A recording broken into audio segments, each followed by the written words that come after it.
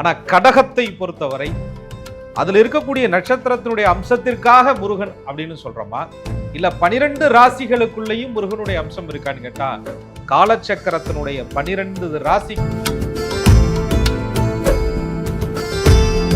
அதற்கு மாறாக தன்னைத்தானே காயப்படுத்திக்கிறது, தனிமையில உட்கார்ந்து உடைகிறது, தனிமையில உட்கார்ந்து அழுது புலம்புவது, அந்த சத்தம் கேட்காமல் அழுவது, மனசுக்குள்ளேயே நடந்த சம்பவங்களை இரவு நேரம் முழுவதும் தூங்காமல் அசை போட்டு கொண்டு இருப்பது,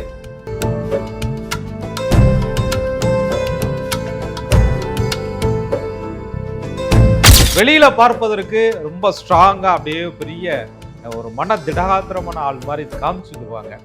ஆனா உள்ளுக்குள்ள ரொம்ப சாஃப்டா இருப்பாங்க. ரொம்ப அவங்களுடைய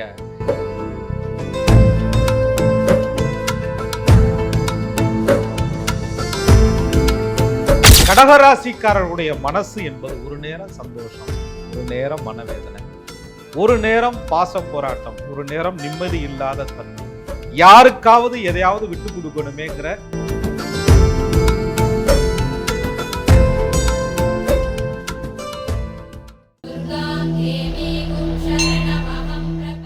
அன்பான நேயர்களுக்கு வணக்கம்.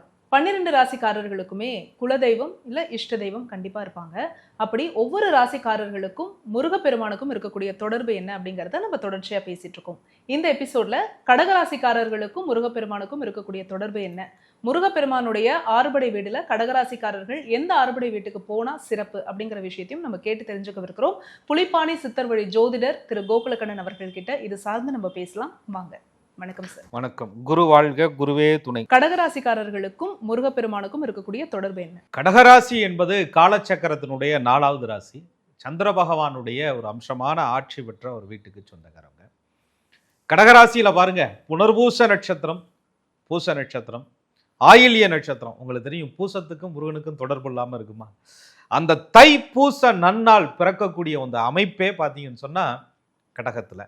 ஆக இந்த சூரிய பகவான் மகரத்தில் இருந்து சந்திர பகவான் கடகத்தில் பூச நட்சத்திரத்தில் சஞ்சரிக்கக்கூடிய அந்த நாள் கடகராசிக்காரங்க மட்டும் இல்லை, உலகமே முருகப்பெருமானை எதிர்நோக்கி இருக்கக்கூடிய ஒரு அற்புத நாள். ஆக கடகராசியையும் முருகனையும் பிரிக்கவே முடியாது. நான் எல்லா ராசிக்காரர்களுக்கும் இஷ்ட தெய்வம் இருந்தாலும் குலதெய்வம் இருந்தாலும் கூட கண்டிப்பாக குலதெய்வம் இருக்கும். அப்படி குலதெய்வம் தெரியாதவர்கள் இஷ்ட தெய்வமா வழிபாடு பண்ணுவாங்க. ஆனால் கடகத்தை பொறுத்தவரை அதில் இருக்கக்கூடிய நட்சத்திரத்தினுடைய அம்சத்திற்காக முருகன் அப்படின்னு சொல்றோமா, இல்ல 12 ராசிகளுக்குள்ளேயும் முருகனுடைய அம்சம் இருக்கான்னு கேட்டா, காலச்சக்கரத்தினுடைய 12 ராசிக்குள்ளேயும் முருகப்பெருமானுடைய அம்சம் இருக்கு. அதனாலதான் 27 நட்சத்திரங்களில் பிறந்தவர்களுக்கும் கூட முருகர் என்பவர் பொதுவான தெய்வம். முருகனை நம்பினோர் ஒருபோதும் தனிமையாக கைவிடப்படுவதில்லை, தனியாக உணர்வதில்லை, கூடவே ஒருத்தர் இருக்கிற மாதிரி. அதனால கடகராசிக்காரர்களை பொறுத்தவரையும் முருகப்பெருமானுடைய ஆறுபடை வீடுகளில் அவர்களுக்குன்னு தனி சிறப்பு பெற்ற ஒரு படை வீடு இருக்கு. அங்கே போகும் பொழுது கடகராசிக்காரர்களும் தன்னுடைய வாழ்க்கையை தனிமையாக உணர்வதில்லை, முருகனுடைய தொடர்பு நிச்சயமாக அவர்களுக்கு கிடைக்கும்.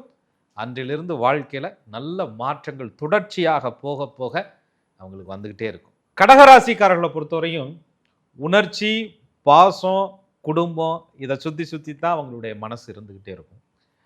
வெளியில பார்ப்பதற்கு ரொம்ப ஸ்ட்ராங்கா அப்படியே பெரிய ஒரு மன திடகாத்திரமான ஆள் மாதிரி காமிச்சுக்குவாங்க.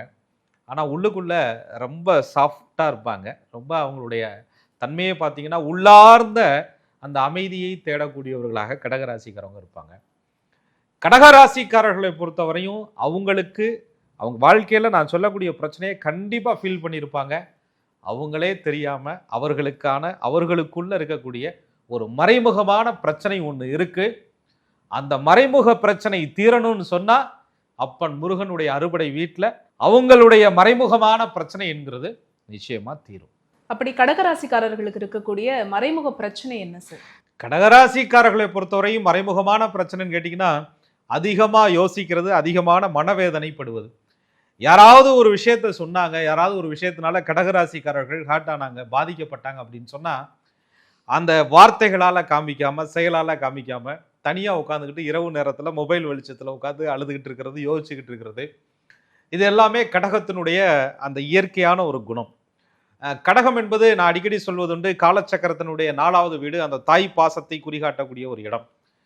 அப்ப உள்ளார்ந்தமா ஒரு அமைதி அவங்களுக்கு வந்து அந்த பாசம் வைத்த காரணத்தினால கிடைப்பதில்லை.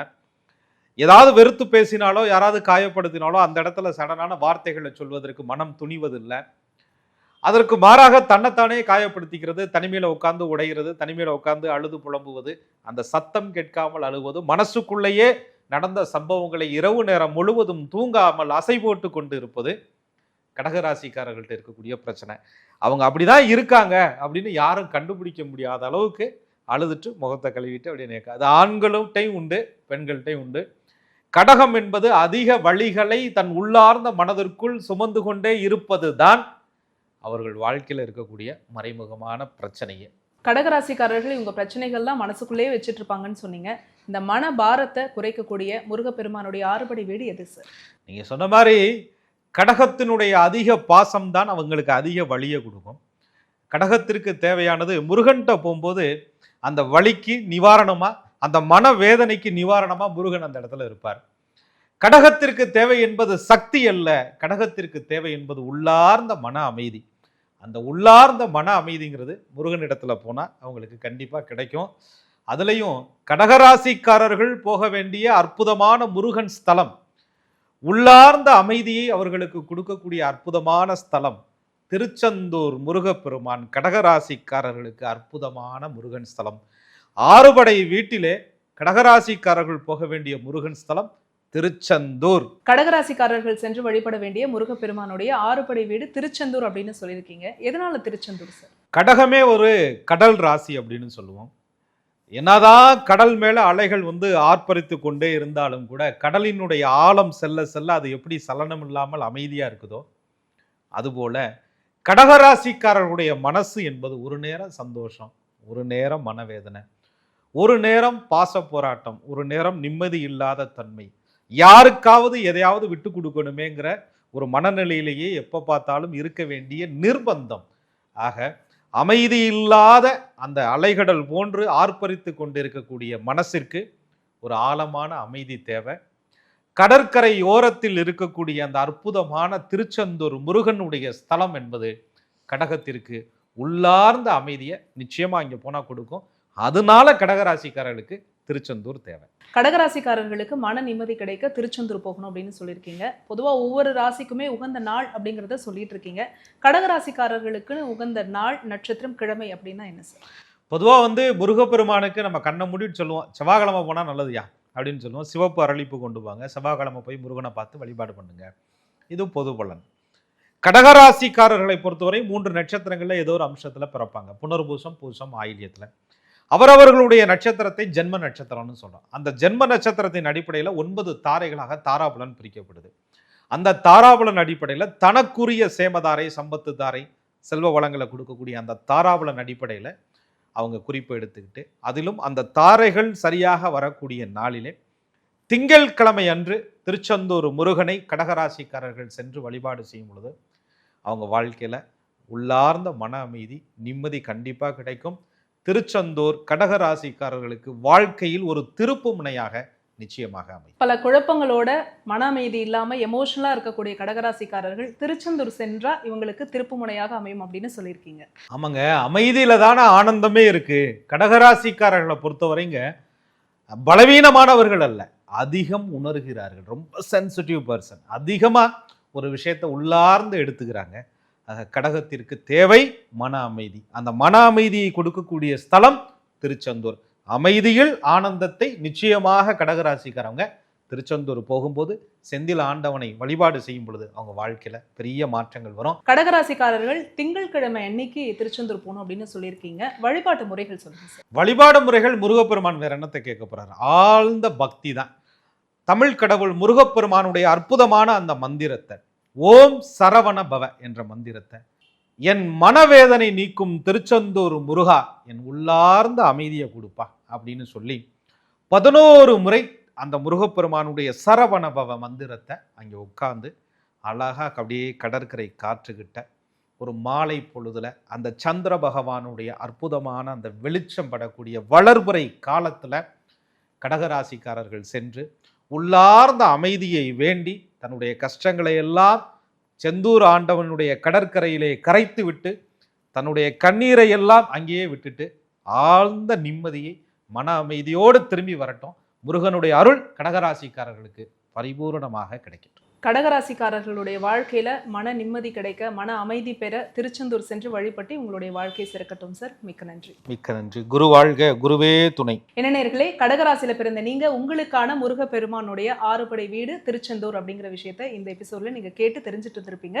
ஒவ்வொரு ராசிக்காரர்களுக்குமான முருகப்பெருமானுக்கும் உங்களுக்குமான தொடர்பு, நீங்க செல்ல வேண்டிய ஆறுபடை வீடு எது அப்படிங்கிறத பேசிட்டு இருக்கோம். இது எல்லாமே உங்களுடைய யூடியூப் நோட்டிபிகேஷன்ல ஆட்டோமேட்டிக்கா வரணும் அப்படின்னா நீங்க செய்ய வேண்டியது ஆஸ்ட்ராலஜர் கோகுலகண்ணன் யூடியூப் சேனலை உடனடியாக சப்ஸ்கிரைப் பண்ணிக்கோங்க. பக்கத்தில் இருக்கக்கூடிய பெல் ஐக்கானை மறக்காம கிளிக் பண்ணிடுங்க. இந்த வீடியோவை நீங்க பார்த்ததற்கு மிக்க நன்றி.